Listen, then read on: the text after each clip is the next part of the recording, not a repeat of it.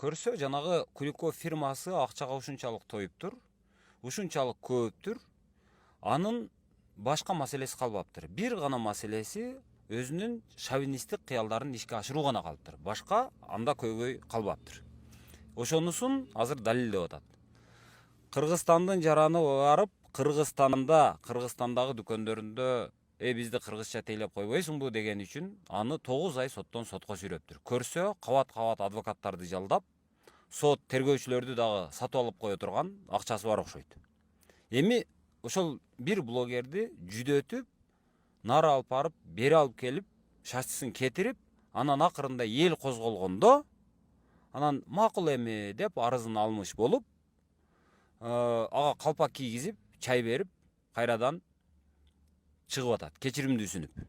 Бул деген нерсе, мына көрдүңбү мен киммин?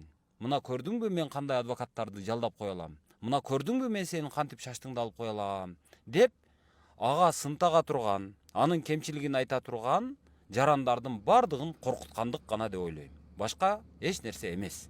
Шовинисттик. Ошто мисалы жанагы англисче жазылган, орусча жазылган көрнөк жарнактарды бүт алып атат. Кыргызча жаздырып атат. Орусияда 1-класска бара турган окуучудан орус тили боюнча экзамен алып атат. А бул жакта кадимкидей бакыйган бизнестен саламатсызбы деп коюңчу мага деген киши соттолуп кетип атат. Бул не заманда жашап атабыз? Бул не болуп атат дейм да. Эми ошол Куликовдун ошондой шовинисттик маанайына суу чачып, бир аз эсине келтирип кое турган Кыргызстанда бир да орган жокпу? Жок дегенде жана тил комиссиясы барып бир механизм колдонуп кое албайбы? Ошону эсине келтирип кое турган эч ким жокпу? Бул деген кадимкидей эле коркутуу да бул.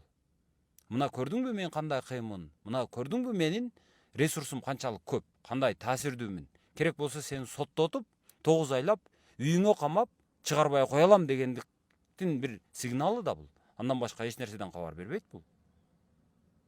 Эми ошол 9 ай соттолгон баланы эл козголгондо гана чакырып, калпакты кийгизип, чайдан берип, кайрадан эми мен силерди кечирдим деп жоомарт сынып видео таратып атат. Бул не деген маскара?